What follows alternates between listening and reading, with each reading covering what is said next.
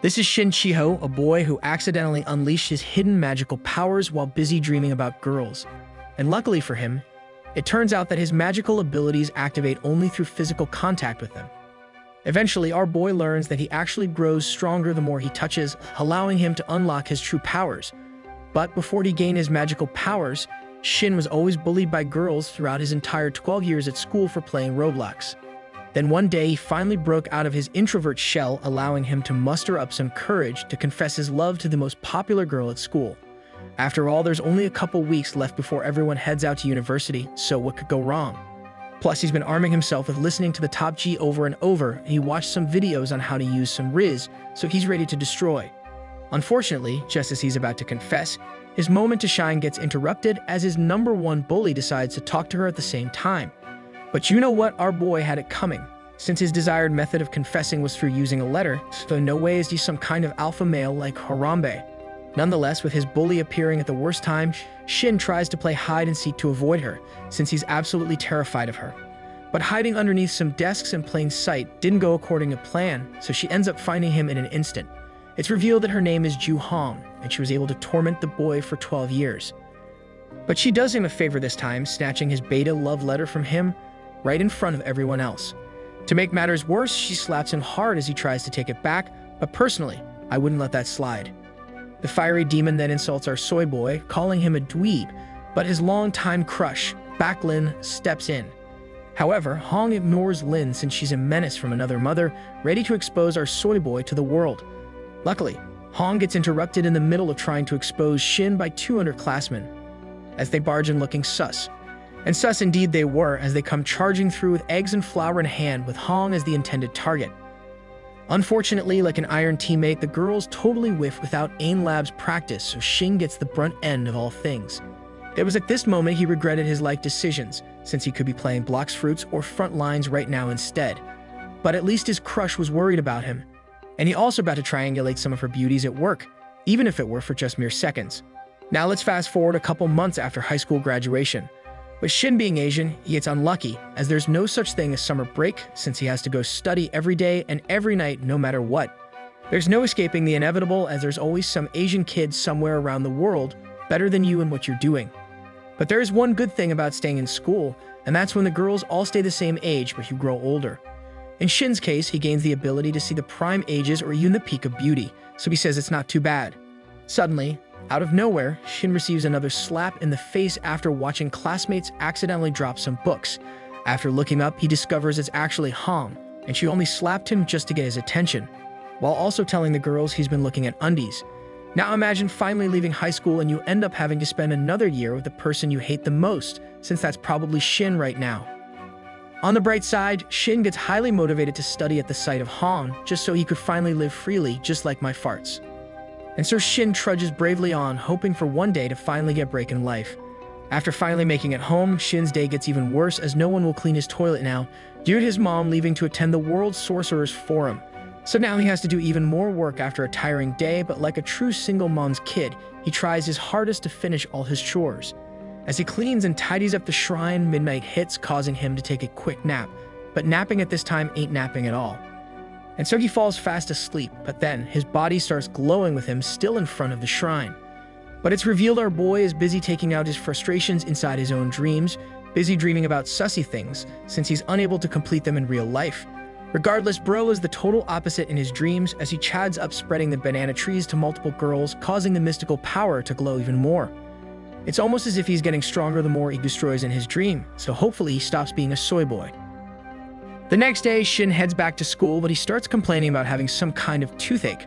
Then out of the corner of his eagle eye, he spots Lin and Hong heading towards the same prep school he's attending.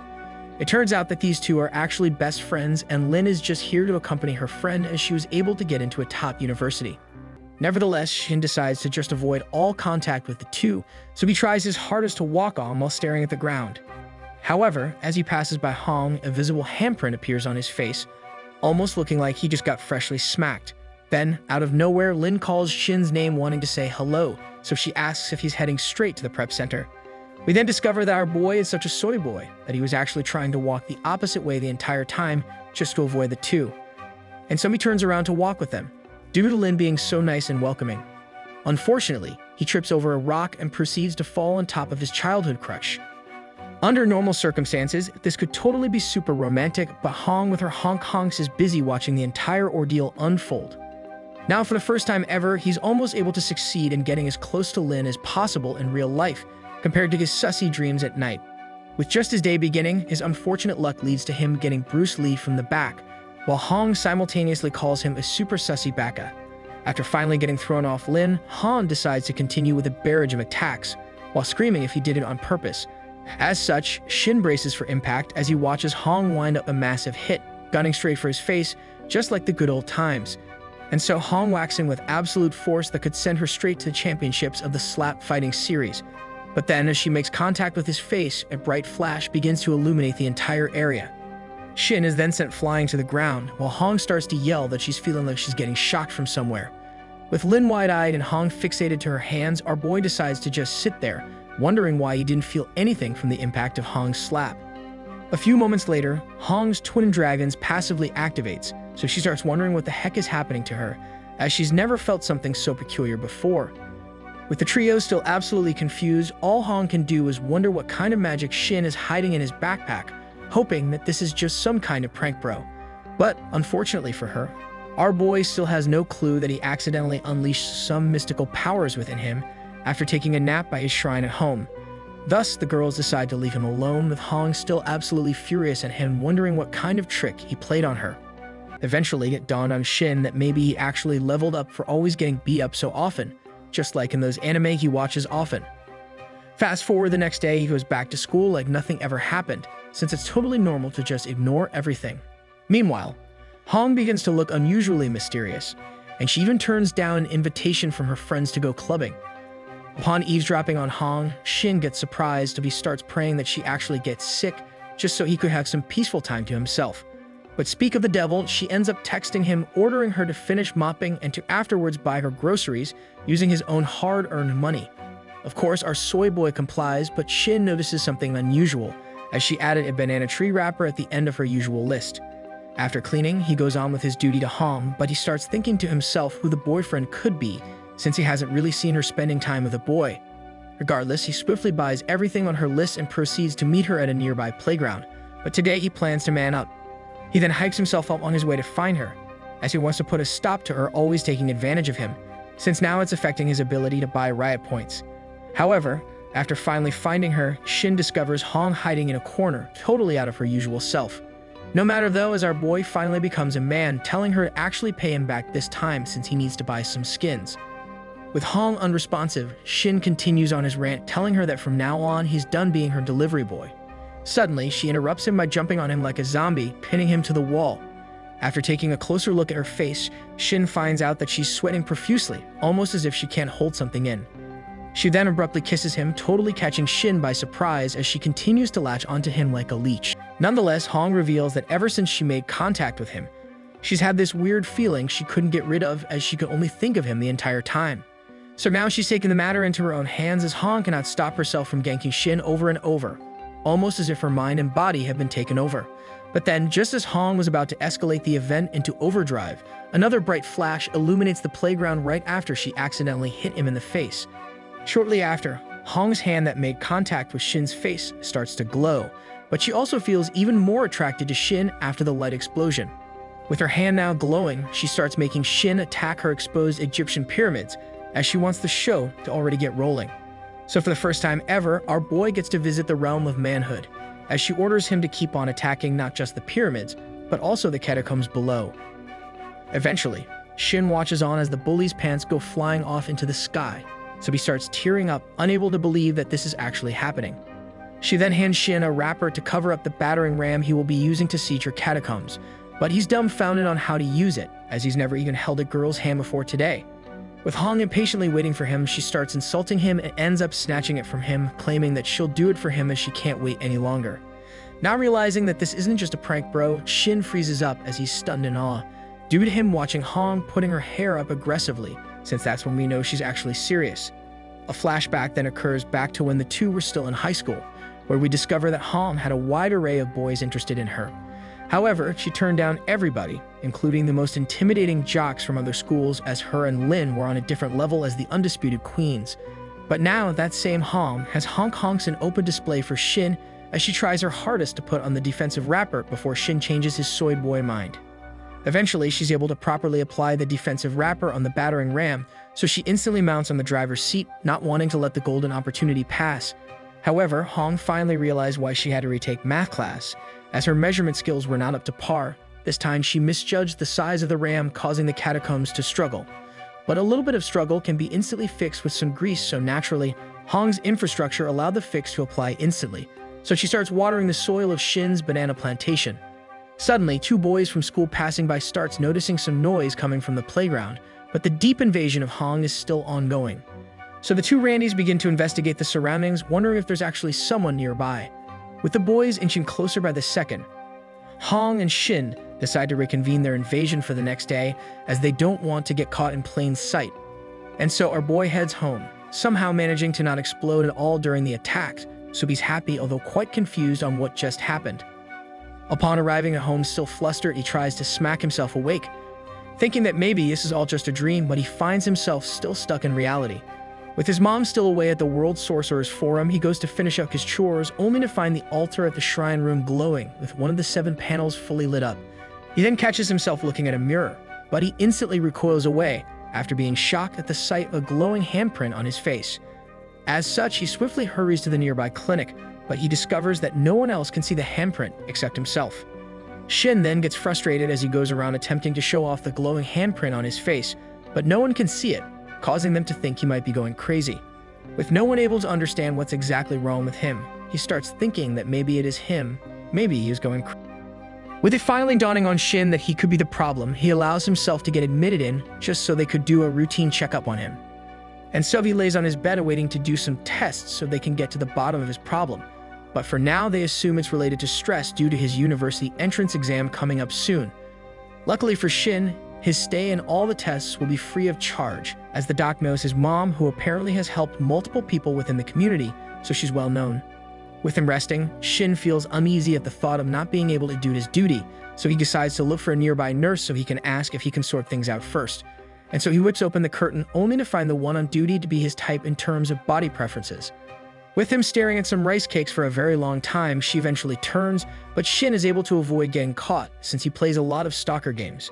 But just as he thought he was safe, a woman approaches from beyond the curtain, looking exactly like the girl he was staring at. So before she can open up the curtain, he starts making up excuses that he wasn't able to see anything, since he's blind like a bat without glasses. With Shin now frantically attempting to salvage the situation, he keeps trying to make an excuse to no avail. However, it turns out to actually be his mom behind the curtain, so he's able to stop sweating as if he's trying to clutch the final overtime round in a ranked game. She then starts asking what the heck happened to cause him being admitted in by the doc, so he tries to explain the sticky situation he's in. He then attempts to explain that he found the altar randomly glowing, and when he looked in the mirror, there was a handprint glowing on his face too. Upon hearing what happened, a mom looks like as if she saw a ghost, so she sits down wanting to know more about the handprint on his face. With things starting to add up, she starts asking if the girl happens to be the eldest daughter of the Jew family, to which Shin surprisingly confirms her suspicions. The mom then falls to her knees, clutching her hands together as if she's praying, thankful to the heavens that they have finally answered her prayers. She then reveals the secret that Shin was destined for greatness ever since he was born, but his magical energy was too powerful to contain inside a child boy. Eventually, she had come to paths that she needed to share his powers with others for the time being, to prevent him from perishing as his body was beginning to succumb to the void. So instead, she split up his energy between 7 other children fated to disappear from the world, allowing them to live on and prosper using his energy. And ever since then, she's been praying to the gods to allow him to regain the destiny that he was foretold, but Shin initially refuses to believe his mom. Eventually, he gives in to the possibility that it's all true, since it explains the reason why he can see a handprint from Hong exuding from his face. She then continues on, coming to terms with the fact that it might now be time for Hong to return his powers, which is why their touch now elicits an electric reaction. With the onset of the new information, Shin gets a little bit scared for Hong since he's a nice guy, not wanting to accidentally destroy her life for reclaiming his lost energy. Nevertheless, the mom also explains that once his energy finally recognizes its master, he'll be desperately attracted to him like a super magnet, wanting to return home instead of being trapped somewhere else. This explains why Hong has now decided to act up, as his energy is turning her into the biggest sussy baka ever. So basically, it sounds to me like his mom did him a favor, setting him up in the future with 7 girls all wanting every piece of our boy. Now, she's a true wingman, as she was able to predict that her soy boy son would have trouble with girls. So she gave him 7 bombshells to choose from in the future. Anyways, even after Hong's catacombs got invaded by Shin, she's still unable to control her inner cravings, as she continually becomes super thirsty for Shin water. At the same time, Shin's mom starts thinking of ways to allow his lost energy to transfer back to him. So she asks if she's done anything out of the ordinary lately, but of course he denies it all. He then proceeds to kick his mom out of the room, too embarrassed to explain that for the first time ever, his banana tree plantation received its very first visitor. As she heads back home, she starts thinking of ways to help her son out in arranging his destiny. However, she doesn't remember all 7 kids that harness his powers, but all she can remember is the fact that they were all indeed girls. And so she decides to become the local detective, wanting to do the best for her son. But she doesn't realize one of them literally just passed by her. Meanwhile, inside Shin's room, he starts piecing things together, trying to comprehend the entire information bomb that was just dropped on him. As he tries to make sense of everything, a wild Hong appears looking absolutely frustrated, shouting at Shin, wondering why he hasn't returned any of her calls.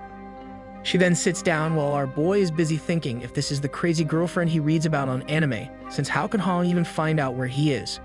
As Hong sits down, unable to truly express why she's here to visit him, our boy continues his non-soy boy rampage, telling Hong that yesterday was the last time he will ever let her bully him around.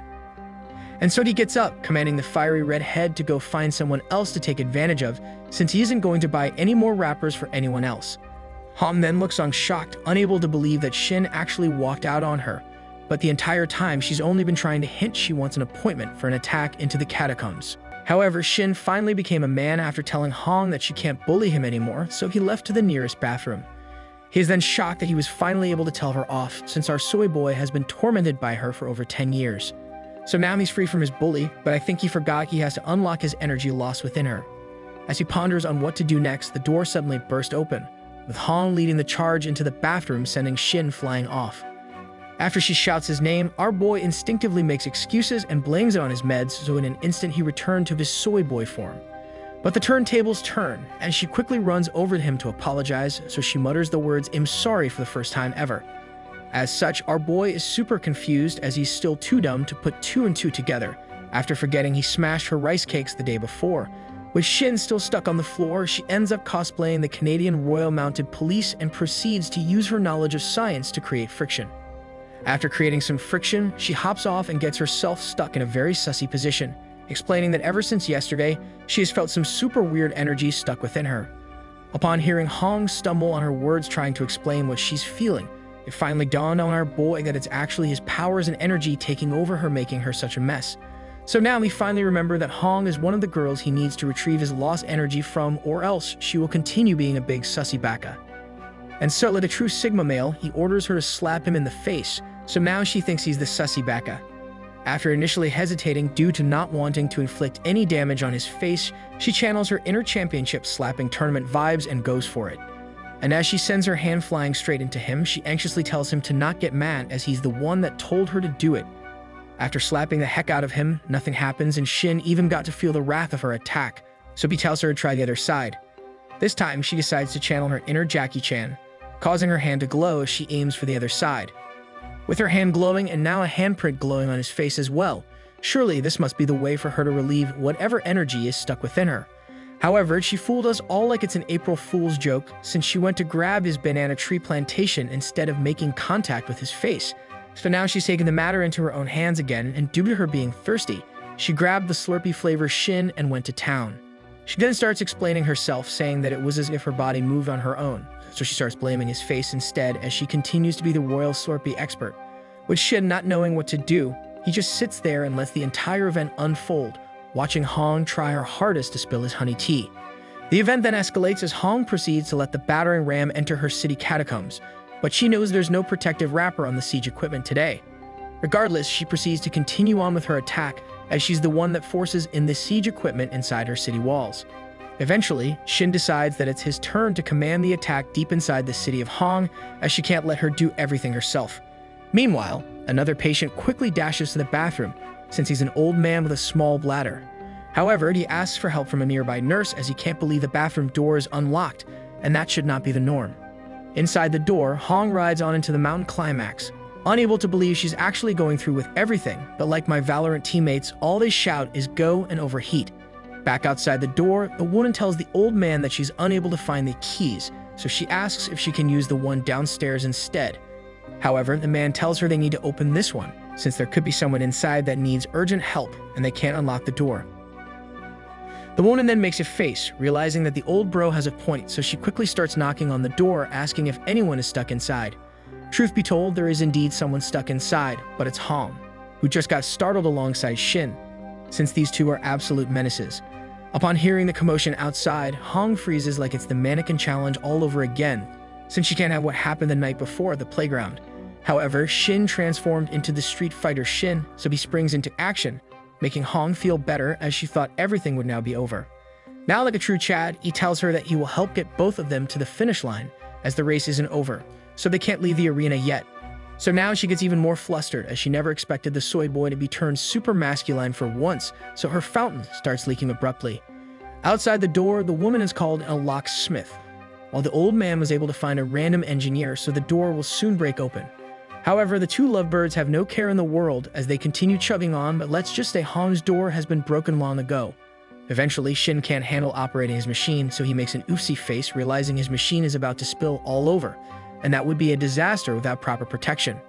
It would be exactly like an oil spill in the ocean, so Hong orders him to control his machine or else she will destroy his very essence in life. With not much time to react, he has mere seconds to figure out where to let the machine spill all over, so he pushes Hong off onto the floor. He then decides that he likes girls with no makeup, so he targets the face to make sure Hong is all natural. He then quickly asks Siri to Google an excuse to make, but it fails since he forgot his phone, so he just says sorry to a disheveled Hong. Luckily, she only calls him a moron since she's now fully engulfed in the power and extracts of his banana plantation, so she probably smells. She then passes out from the intense event, but before she closes her eyes, she commands him to make sure they get out of there in one piece. Fast forward to the next day, every girl is busy pulling a Gossip Girl episode as it's now the talk of the town about a patient going crazy inside a bathroom. It's then revealed that two lovebirds' majestic plan was to just hightail out of the room, causing everyone to get stricken with surprise. It then turns out that everyone knows Shin was involved, but the girl somehow got away due to her putting on a hood and covering her face like a thief. Nonetheless, the doc of the entire ward walks in, not knowing what has occurred, since her time is always spent being a busybody. To be honest though, big props to our boy as he was able to assert his dominance for the first time ever. Anyways, back to the action as all the other patients now think Shin is a big hot shot as they can't believe he pulled off something so impressive. But I retract my compliment as it turns out he's now hiding underneath his covers, busy replaying what just happened last night over and over. We then discover that it was actually Hong's plan to disappear like a ninja as she wanted Shin to take all the blame, but her mission was a success. Now with the entire place calling him a god, he attempts to escape all the eyes on him, so he runs to hide outside. However, the door suddenly swings wide open with a woman right behind, causing Shin to stop right in his tracks. It turns out to be a doc earlier, and since she was in a hurry, she ends up crashing straight into Shin as she did not expect someone to be up and about. Luckily, Shin is able to soften the blow to the ground due to his dump truck, but the girl is instantly worried, asking our boy if he's okay, but we know Shin is already falling in love.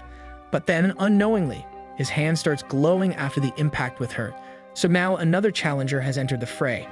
Nevertheless, with a frantic pink-haired girl asking if our boy is alright, he confirms to her that he's totally fine. But then the pain finally hit him. Even I would never hope for my biggest enemies to feel the pain that Shin is going to go through right now, as we discover he actually got kneed at the wrong place. Finally, his delayed scream erupts as the adrenaline fighting off the pain from the original impact subsides. But since you can't really do much, the girl moves on to check on her other patients, leaving our boy behind in scathing pain. After a few more moments, Shin finds himself lucky, as he's able to walk in one piece back into his room. With him walking back in, all he could think of is how he's still sore in the wrong spot, so he hopes in the future that he will still be able to have kids after the ordeal. He then stops for a moment to stare at Pinky, totally surprised that she's the one in charge as she totally looks like a girl next door. Shin also can't help himself but watch from behind as he's too amazed with what he sees, but then they suddenly call him over to help with a procedure. However, the old man starts flailing his arms and legs as he doesn't want the legendary machine to get close to him, but he has no other choice. and so he starts helping out as they needed to pin the man down, due to him being scared of needles just like me. Then out of nowhere, he starts feeling some bags of clouds aloft his head as Pinky pushes herself closer to get a better hold of the procedure. Afterwards, they successfully inject the old man, so he heads back to sleep while Pinky is super thankful to Shin.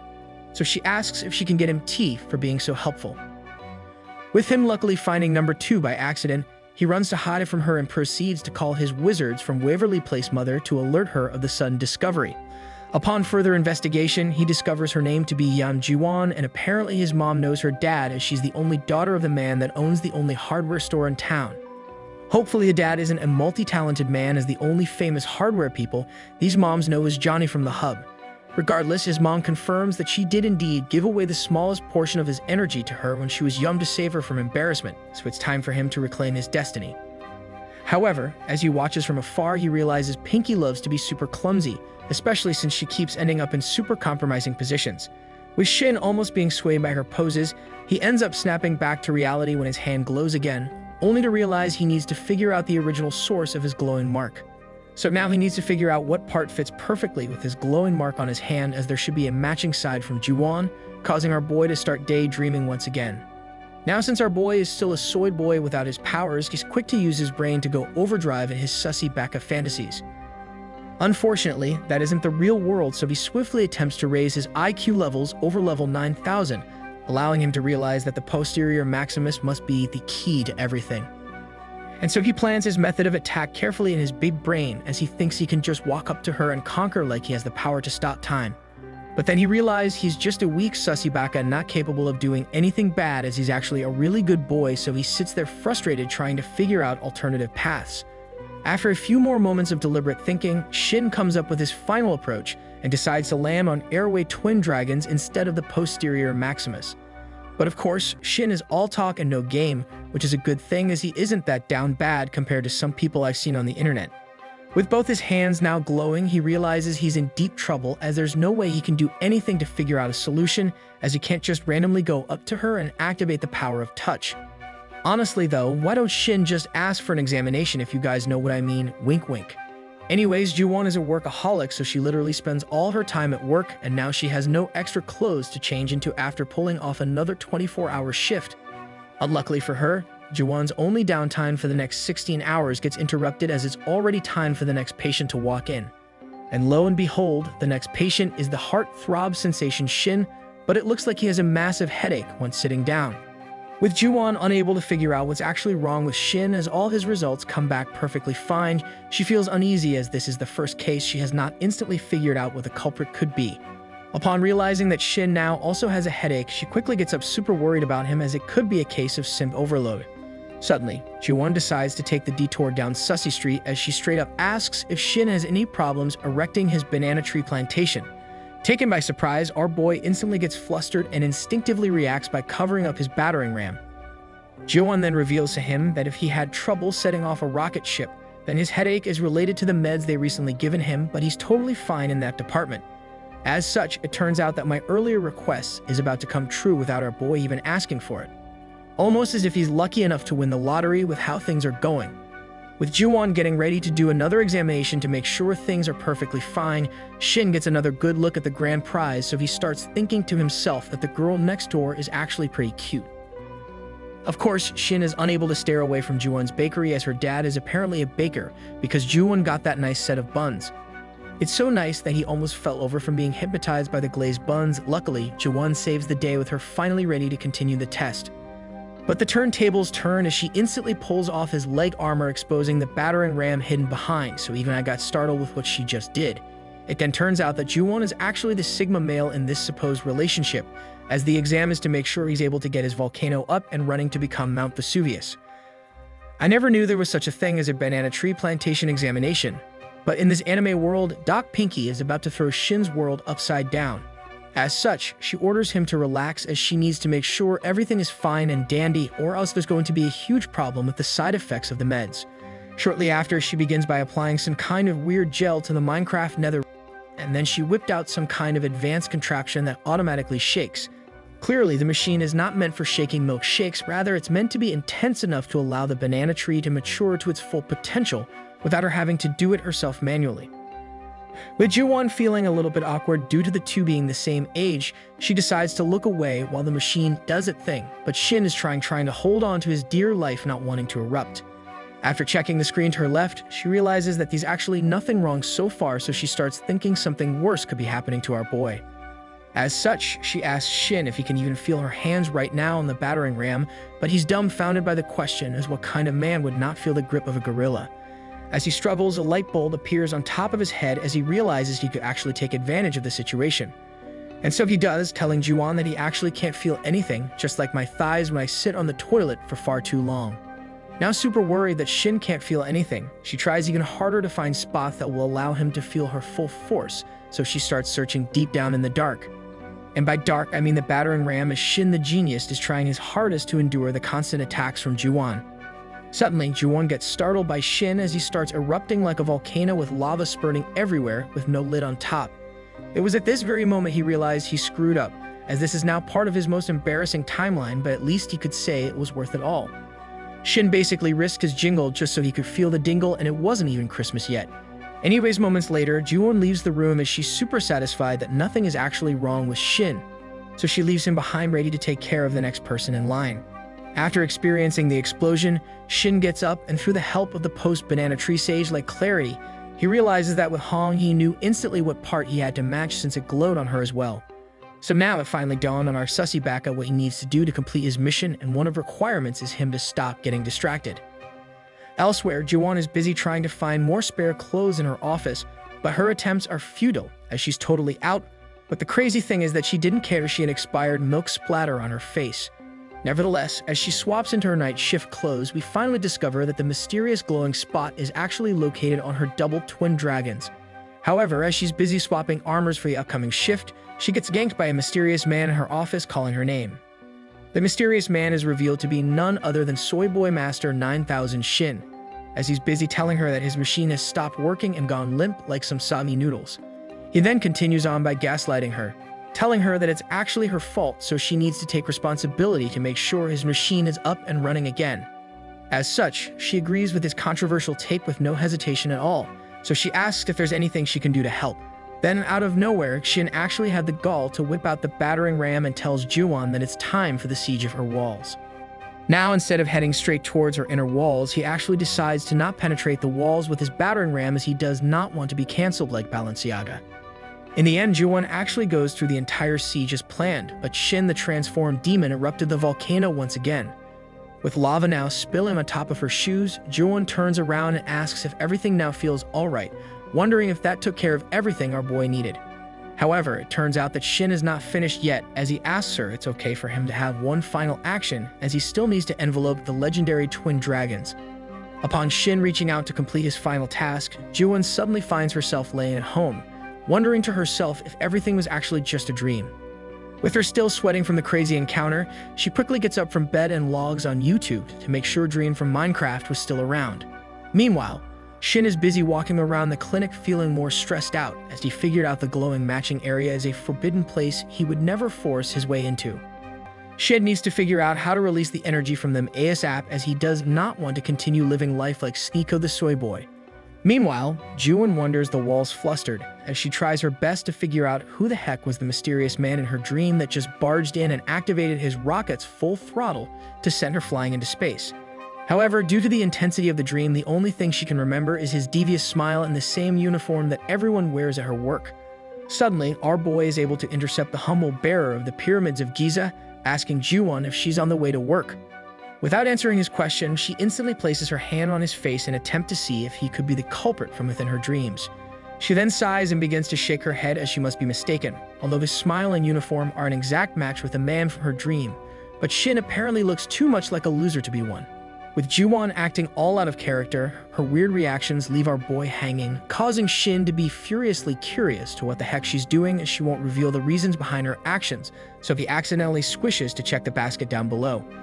He then urges her to spill the tea, but as the two walk away, a person catches him sneaking a look from behind with his swish, alerting the passerby of his sussy actions. With him being caught in plain sight, the girl freezes and gets baffled that he had the gall to pull such a direct move on Ju-won. As such, she takes it upon herself like a snitch to make sure justice is served, but the Justice League is a tier below the Avengers. She then reveals to Ju-won that she saw Shin staring endlessly at the bakery buns on display, looking as if he really wanted to grab them fresh off the oven. Furthermore, she continues on by whispering to her the fact that Shin is dubbed the crazy machine within the area as he got caught pulling a fast one with Hong in a restricted bathroom. So with the advent of all the new information about Shin, Ju-won gets shocked as she never expected him to be that type. It also then dawns on her that maybe her dream was actually just some kind of warning to alert her to avoid Shin at all costs, or else the prophecy of the suspect machine will come true with everything accumulating to her experiencing his oil spill. With Shin now painted in a different unflattering light by accident, Ju-won's work buddy tries her best to convince her to make sure Shin goes home early to avoid any mishaps. Her pleading is heard loud and clear as Anna completes her mission successfully, so Ju-won is all fired up and wanting to make sure he gets sent home today. Fast forward literally like 3 minutes later, Ju-won barges into his room and orders Shin to go home urgently, while also insulting him by calling him names. Shin then freezes and begins to sweat profusely due to her abrupt confrontation with him, as he begins to yell in his own headspace, claiming that everything is just a terrible misunderstanding as he ain't even a demon king. He then starts freaking out, so he starts channeling his inner Karen self and begins to yell that everything she's heard is false, and they can't even be possible, as our boy reveals how down bad he is as he claims he hasn't even spoken to 7 different girls in his entire life. Now that's something we keep to ourselves, buddy, so make sure to take note, guys, and don't reveal things like that out loud. Anyway, since Ju-won is ultimately a kind soul, she gives him another chance, but the catch is that she needs to record everything he does to make sure he isn't a supreme sussy baka.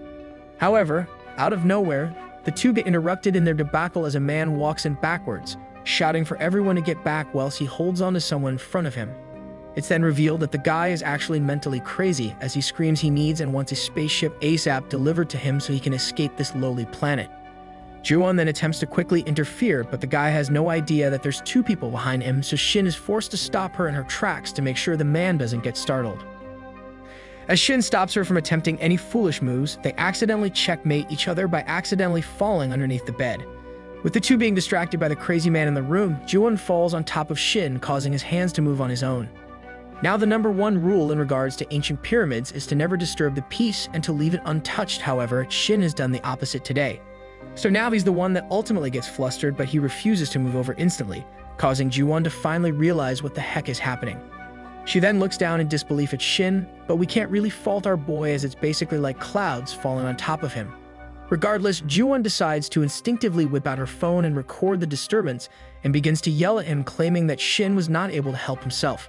So now bro is actually caught in 4K, but Shin is a savage because he still does not move an inch. Instead, he hangs on the twin pyramids like his life depends on it. Shin then perseveres and pushes through, telling himself that this is his only chance at reclaiming his destiny.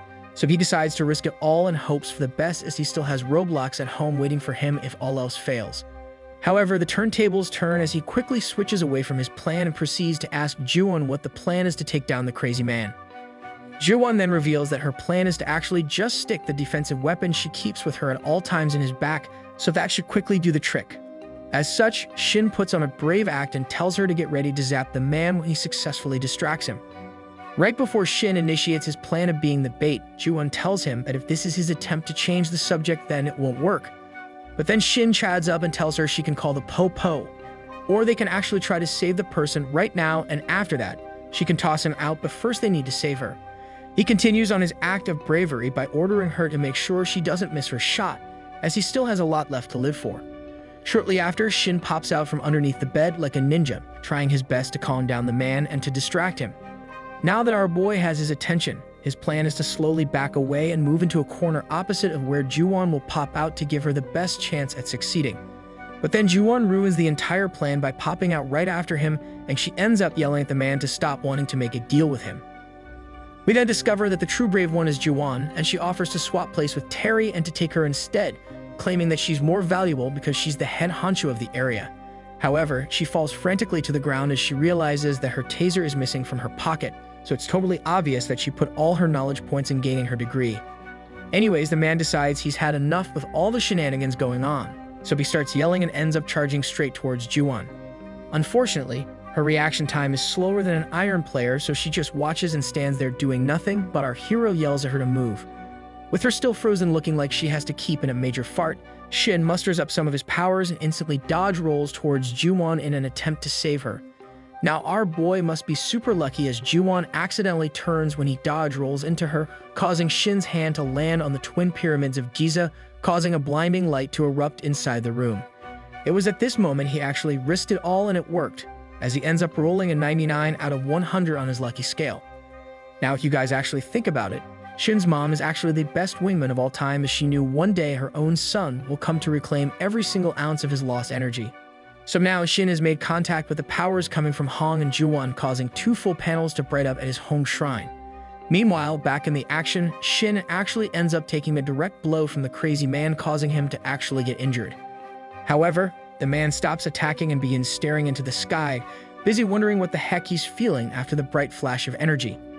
He then continues on by talking about how he feels like he has ascended and gone beyond the depths of the solar system, so it's basically like he's stunned and concussed. With the man stuck in a dreamlike state, Ju-won swiftly gets up to zap the hell out of the man as it's time for revenge and to end everything once and for all. Ju-won then successfully brings down the man as he instantly drops to the floor like some kind of fruit fly. Eventually, she realizes that Shin is actually losing some blood due to the man's attack right before he made contact with her powers, so she instantly goes to him to see if he's okay. She then orders him to show her his arm, as she needs to make sure the man did not accidentally destroy any major parts. Upon further inspection, she realizes it wasn't just a small boo-boo, so she starts ushering him into her office as she needs to begin helping him heal. As she helps clean up his injury, he ends up realizing that Ju-won is being sussy with his arm and is more hands-on than usual.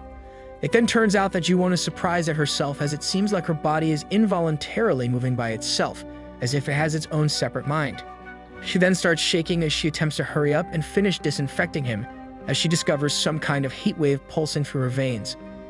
And so she accidentally squeezes too hard when applying a bandage, causing Shin to scream like a little girl, so he asks her if she could slow down a bit. But she apologizes and continues on moving like the Flash, telling him that she can't really stop as she's now in a bit of a rush due to what she's now experiencing. In the end, she succumbs to the heat pulsing through her, so she stops in her tracks and proceeds to close the curtains around them. As she forcefully closes the curtain, Shin gets scared with the sudden change of her demeanor, so he starts apologizing for whining like a big old baby. Suddenly, the Sussy Nation appeared and started attacking straight through Ju-won. In the end, the super nice and caring Ju-won has transformed into a demon that cannot be reckoned with, as she starts displaying the power coursing through her veins. In just mere seconds, Shin is forced to try his best to make sure his brand new machine will not be spilling in less than 1 minute due to Ju-won's unrelenting attacks. In the end, she decides to remove her armor so they could proceed with Shin's siege straight into the cave of Ju-won, as our boy has now unlocked a new achievement. With the crazy turn of events featuring the Sussy Nation, our boy can't believe what's happening as he's just minding his own business, while Ju-won is busy showing him some super intense yoga classes using his own siege battering ram. Eventually, Shin snaps back from his demon horn mode and back into using his brain mode, as he sadly remembered that he was only here to take back his powers, not here to enjoy himself and try his hardest to make sure his siege weapon doesn't spill fresh oil all over. As such, Shin activates his signature move by using his mystical touch, allowing him to grab onto anything he wants, including the pyramids of Giza right in front of him, and as soon as contact is made, a bright flash begins to illuminate the room. Shortly after the light explosion, Shin finds himself in deep trouble, as he didn't expect the catacombs of Ju-won to suddenly get more narrow and tighter in an instant, so now he's fighting for his life to make sure his secret weapon does not explode.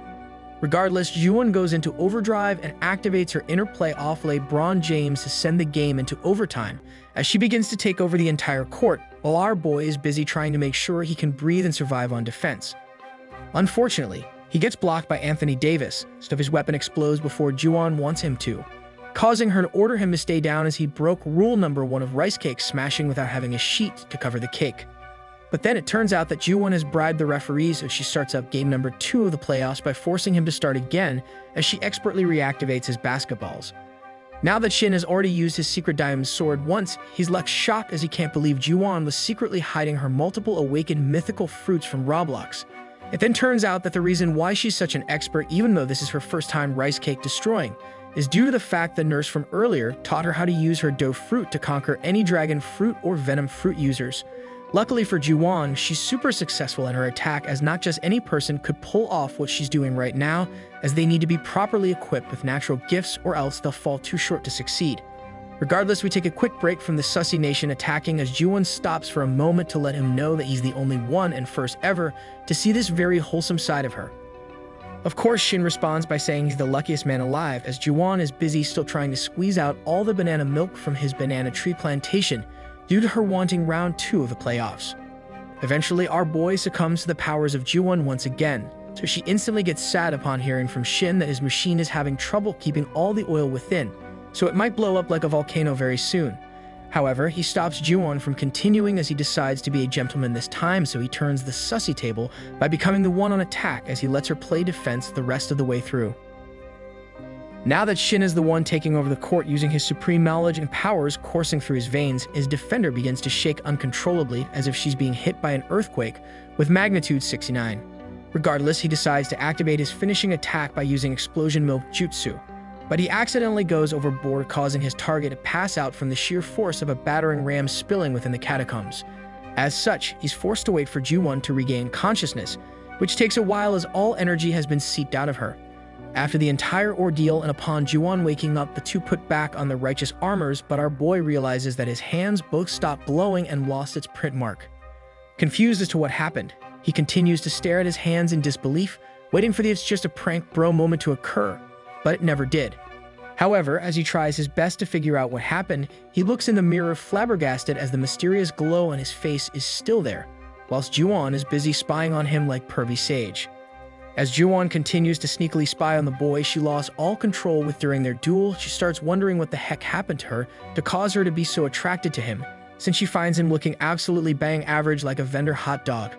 Nonetheless, she realizes that after the rice cake destroying event with Shin, she feels a lot more relieved than usual, as if something has been lifted from her shoulders and soul.